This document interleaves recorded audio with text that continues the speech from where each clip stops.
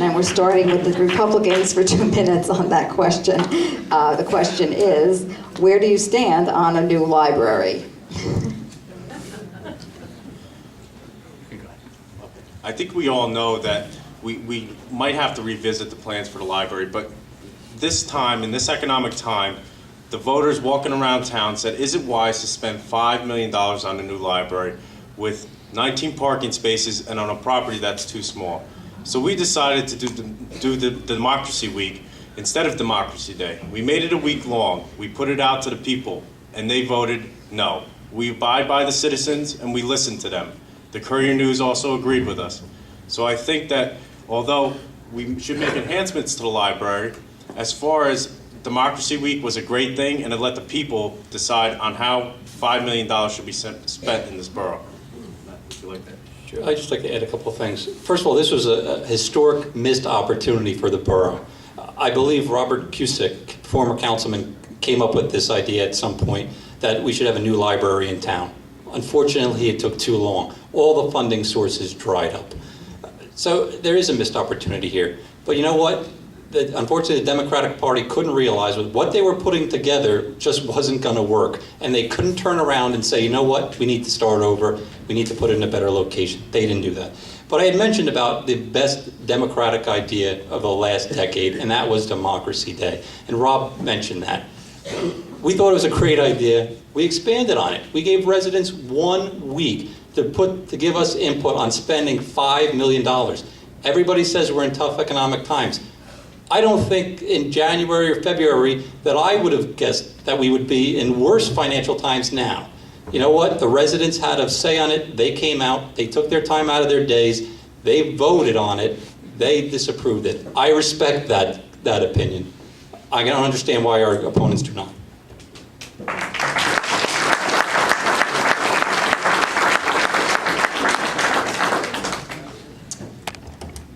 Well, I'm pretty much new to going to the council meetings. I started going to the council meetings 4 months ago, 5 months ago. Started following very thoroughly, and the library project came up. I really wasn't sure because I haven't been to the library since I was about 14 years old to do a project for school probably.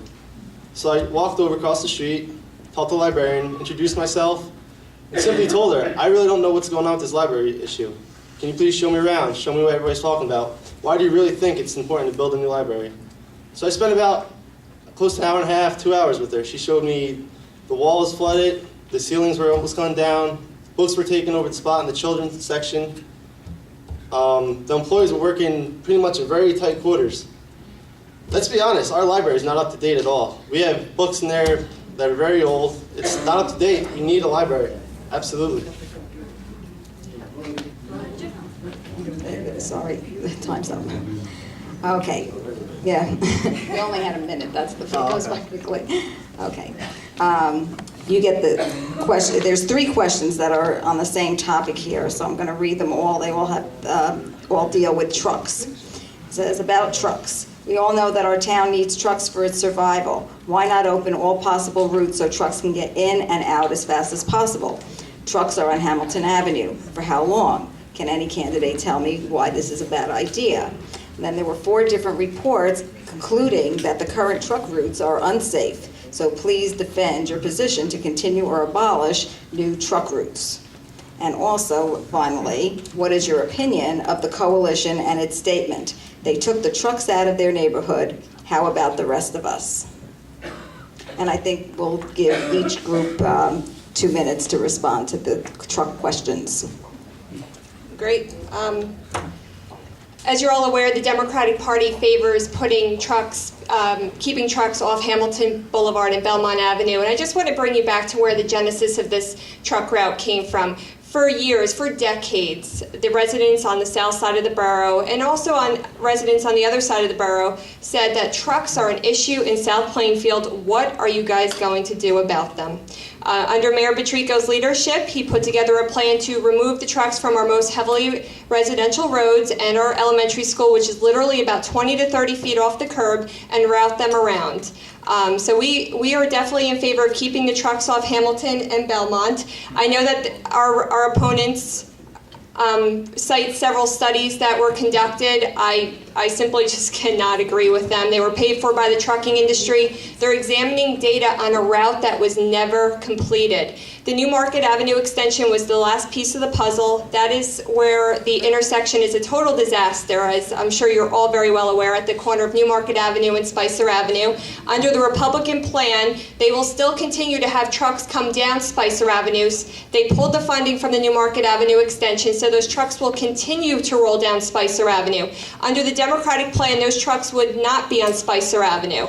Those trucks would just be going down New Market Avenue on a road parallel to Spicer Avenue and not affect those residents. As for the third question about the coalition for a better South Plainfield, I believe it's an absolute disgrace that we have a coalition such as that in South Plainfield. It's nothing more than a political front group to get around the borough's ethics ordinances. We have some of the strictest ethics ordinances restricting contributions to the two parties.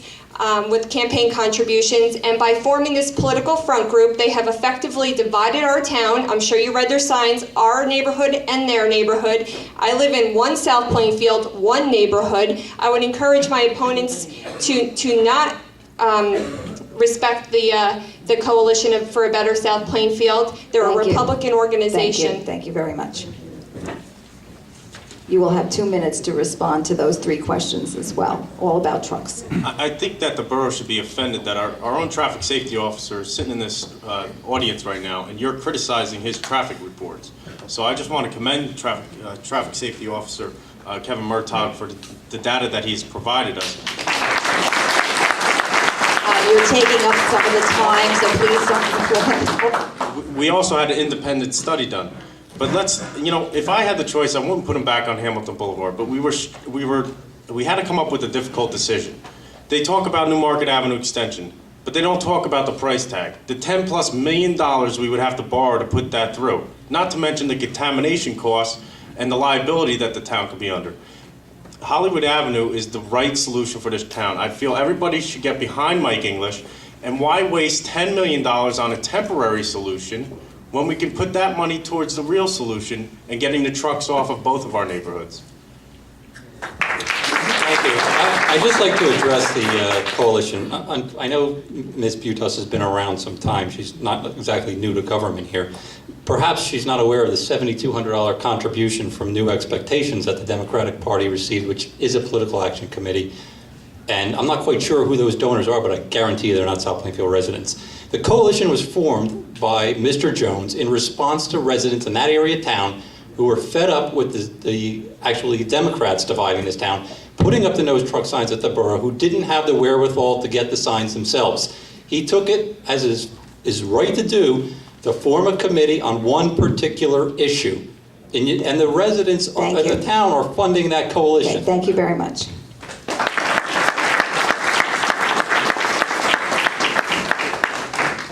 Once again, this question, both parties will have 2 minutes to respond to it.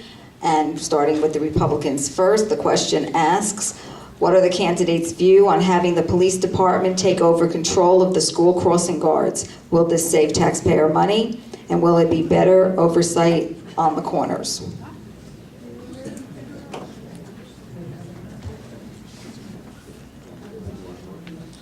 I'll just briefly say, our traffic safety officer, as we mentioned several times, is in the audience. He's responsible for coordinating the crossing guards.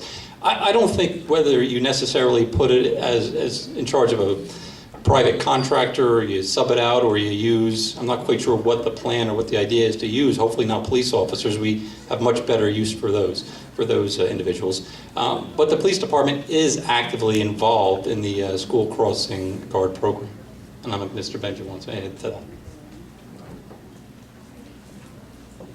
You have 2 minutes to respond to the question about should the police department take over control of the school crossing guards.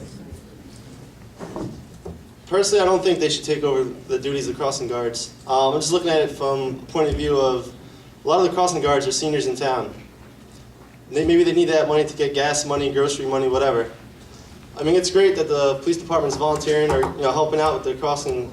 But honestly, I'd like to see the police work do actual police work, not doing crossing guard work. To be honest with you guys, I just don't think that's right.